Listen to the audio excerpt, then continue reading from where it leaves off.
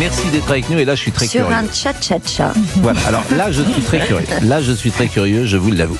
14e saison de Danse avec les stars.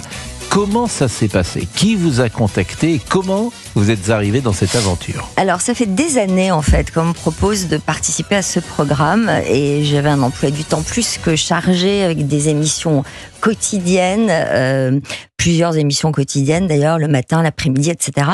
Donc, je ne pouvais pas le faire car, comme vous l'avez dit, c'est assez exigeant. C'est entre 4 et 6 heures d'entraînement par jour. Et cette année où mon emploi du temps est un peu plus souple, et puis surtout, j'avance en âge quand même. Donc je me suis dit, c'est le moment ou jamais. C'est le moment ou jamais de participer à cette émission. Alors j'y vais en toute humilité, parce que je suis pas quand même une staccanoviste du sport. Je suis sportive, mais vous êtes je une suis pas... sportive. Vous avez fait vraiment. D'abord, vous jouiez au tennis à un bon niveau. Je joue au tennis, je joue au golf. Vous avez fait de la planche à voile, je crois. Je nage beaucoup. Vous êtes Sauf que là, la piscine est fermée, ça m'arrange pas. La piscine où je vais régulièrement. Non, mais c'est une sorte...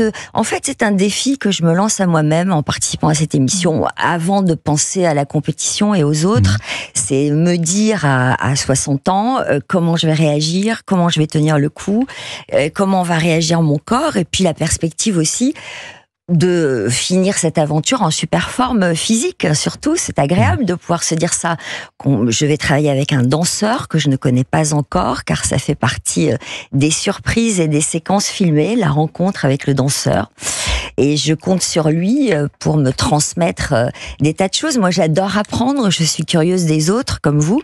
Et c'est une nouvelle aventure, donc ça m'amuse beaucoup. Bon, la première est le vendredi 21 février. 7 février. Ouais, 7 février. C'est bientôt. C'est demain. Et vous avez Alors, j'ai pas commencé. Non, je n'ai pas commencé. Mais c'est ça que je trouve très court quand même. On est aujourd'hui le 15. Mais oui, arrêtez de me mettre la pression parce que déjà, moi j'essaie d'être archi zen et sereine. Donc quand est-ce que vous commencez l'entraînement? Je commence le 27 parce que je serai présente lors du 2e Prime. Mais moi je leur fais confiance, ils savent à qui ils ont affaire, ces professionnels de la danse, donc je me dis qu'ils savent à peu près prévoir combien de temps il faut pour... Mais vous avez commencé peut-être un petit entraînement cardio, j'imagine, peut-être mise en condition, un pré-entraînement. Mais j'espère que vous faites du sport régulièrement. Non. Mais non, je fais rien, mais parce que je suis un mauvais élève. Moi oui, j'en fais, donc je fais du cardio, j'ai un truc elliptique, là, un vélo elliptique, et puis j'essaie d'aller nager régulièrement. Et puis surtout, j'ai un chien. Vous avez fait connaissance avec lui, je sais, dans les coulisses de cette émission. Bien sûr, on en parle parfois, vous faites bien de le rappeler, effectivement. Il vous a laissé un joli cadeau devant la porte de votre bureau. Mais nous en parlons de temps en temps, effectivement. Mais le fait que vous ayez un chien... Eh bien, ça m'oblige à aller marcher beaucoup, et j'adore ça en plus, parce que aller marcher, ça permet de regarder. C'est une sorte de méditation, en fait. On laisse défiler les pensées.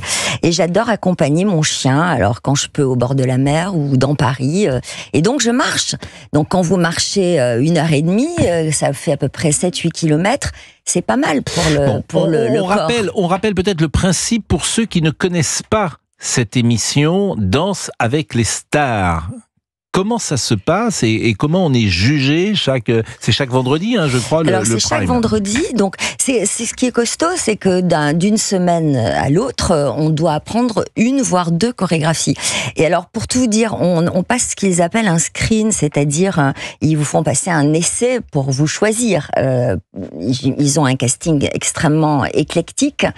Lorsque vous passez cet essai, vous dansez, vous apprenez une petite chorégraphie. Alors, moi, je pensais à peu près savoir danser, à peu près avoir le sens du rythme. Je me suis rendu compte à quel point j'étais nulle, à quel point c'était compliqué d'apprendre une chorégraphie, à quel point je manquais de grâce.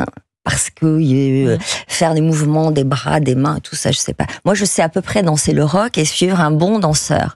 Et je pensais que j'étais pas mal. Et bien voilà. Donc là, ça a été catastrophique. Et j'ai même découvert des muscles dont je ne savais pas qu'ils existaient. Par exemple, on vous dit de contracter vos omoplates sans bouger les épaules. essayer. Je savais pas qu'il y avait un muscle qui se situait.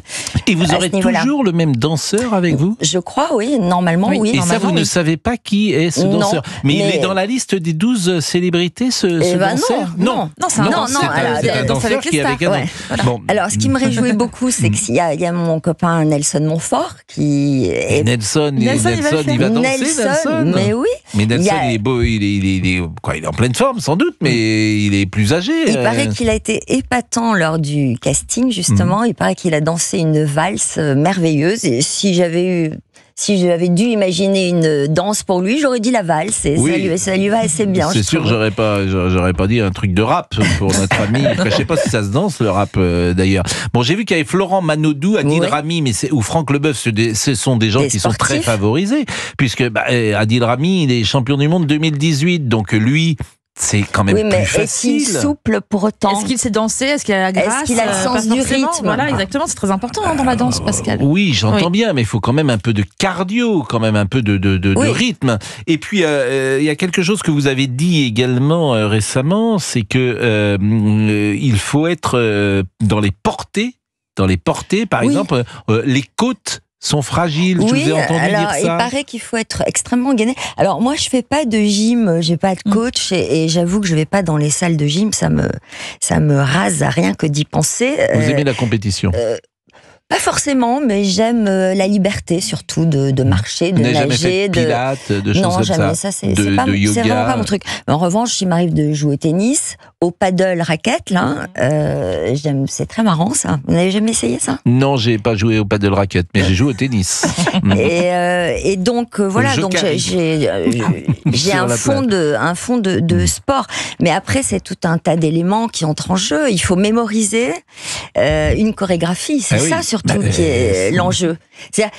Pour moi, c'est un défi à la fois sportif, psychologique et presque intellectuel aussi, parce que c'est se plier, lâcher prise d'abord. Moi qui suis animatrice, pour une fois, c'est pas moi qui anime, donc je me prête à un exercice et je joue le jeu. En tout cas, j'y vais dans cet état d'esprit. La compétition, après, elle intervient dans un second temps. Oui, mais vous aimez ça, la compétition ?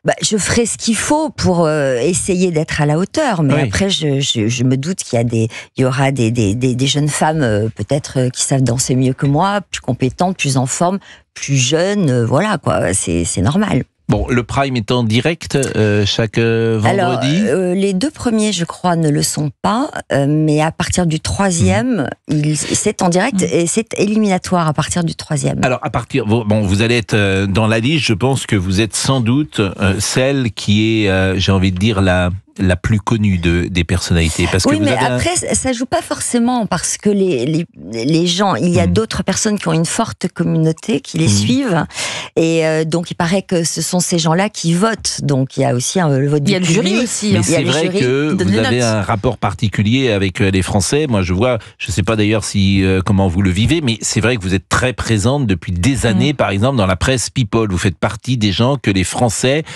aiment beaucoup, ils aiment suivre leurs aventures personnelles et depuis de nombreuses années, chacun connaît votre vie, c'est comme cela. Donc les gens ont dû réagir à cette présence dans Savant avec les stars et je voulais savoir par exemple que vous ont dit vos enfants. Alors, j'ai évidemment pas pris cette décision seule. Moi, j'ai l'habitude d'interroger mes enfants dans toutes les décisions que j'ai prises dans ma vie, d'ailleurs. Ils sont toujours associés, assez présents. Et alors, en fait, les avis étaient partagés parce que certains me disaient c'est pas compatible avec le fait d'animer des émissions un peu sérieuses, etc. Et je ne voyais pas en quoi c'était incompatible et en quoi ça pouvait nuire à une image. Au contraire, je trouve que ce sont de bonnes valeurs, c'est une émission familiale que tout le monde regarde. Et mes enfants, à ma grande surprise, qui sont plus des consommateurs de télé, ils regardent plus la télé, les enfants de cette génération-là, eh bien, ils regardent cette émission. Ma fille, elle a toute une bande de copines qui sont dingues de cette émission. Donc, ils ont trouvé que c'était une formidable aventure pour moi. Donc, voilà. Donc, ils ont donné le feu vert. Et puis, peut-être. Ils ont donné le feu vert. Et alors, vos amis, est-ce que également vous leur avez demandé leur. Bien sûr, les avis étaient partagés. Voilà. Et puis peut-être à une personne en particulier, vous avez demandé son avis. Oui, et il n'était pas forcément pour, lui, cette personne très particulière, il faut le dire. Il n'était pas forcément... Mais pourquoi parce que lui, il a toujours peur de plein de choses, de ce qui peut se produire en termes d'image. C'est pas facile quand même. Moi, je considère que c'est un défi personnel. J'aimerais peut-être être le porte-drapeau des femmes de ma génération. J'ai en tête de lancer mon propre média où j'aimerais bien faire une émission justement sur cette idée de défi personnel, de sortir de sa zone de confort, d'oser prendre des risques dans sa vie, d'oser parfois changer de vie, changer de trajectoire. Et je me suis dit, pourquoi ne pas partir d'un exemple personnel? Je vais donner l'exemple en participant à cette émission. Donc, il y a forcément des risques, à la fois physiques, mais aussi des risques en termes d'image sur les réseaux sociaux. Non, je pense pas en termes d'image. Parce que c'est un bon spectacle. Les gens vous aiment beaucoup, Sophie. Vraiment, oui, je pense que vous faites ça n'empêche pas des Moi, je vous regarde depuis que je suis petite. Je vais vous regarder danser, mais je vais pas. Non, mais c'est vrai. Géraldine, s'il vous plaît. Non, je pense qu'en fait, Sophie, et c'est pas si fréquent, a la chance, mais c'est aussi, ça tient à elle, que les gens, à 99%, il y a sûrement des gens qui vous aiment pas. Tout le monde n'est pas, n'a pas votre personnalité qui est aussi aimable pour le public. Je peux parler en connaissance de cause. Je suis plus clivant. Il y a des gens qui m'aiment bien, des gens qui m'aiment. Bon, vous faites partie de, et c'est assez rare dans le métier, de gens. Il y a une forme de durucrérisation de votre image où effectivement, vous êtes la petite fiancée des Français depuis 40 ans. Ils vous ont vu à la météo dans les années 80 et puis ils vous ont accompagné et vous faites de ce point de vue-là une trajectoire sans fausse note avec le public. Ça me réjouit parce que vous savez, c'est pour ça d'ailleurs qu'ils vous ont choisi, j'imagine, Danser avec les stars, c'est parce qu'ils savent que les gens vous aiment beaucoup. En fait, moi j'adore cette notion du fait d'être populaire. Je trouve que ça a longtemps été conspué, cette notion, avec un petit côté péjoratif. On peut être populaire et élégant, c'est pas forcément un synonyme de grossièreté. Et je trouve que c'est un état de grâce que de plaire au plus grand nombre. Merci beaucoup. Et puis, ils se reconnaissent dans votre trajectoire, effectivement, parce que vous l'avez dit à ce micro, vous dites j'ai 60 ans, donc, et puis vous êtes belle, et alors, voilà, belle et sexy. Donc, j'ai bien fait de venir. Mais non, c'est vrai, je pense que je trouve que vous incarnez, rappelez-vous comment était. Peut-être pas nos mères déjà, mais nos grands-mères en tout cas, à 60 ans, elles n'étaient pas belles et sexy comme vous l'êtes aujourd'hui. Si vous me permettez, je peux encore dire ça aujourd'hui. Mais c'est un vrai phénomène de société, ça. C'est vrai que les femmes et les hommes ont vieilli mieux. Il est 12h48, on est très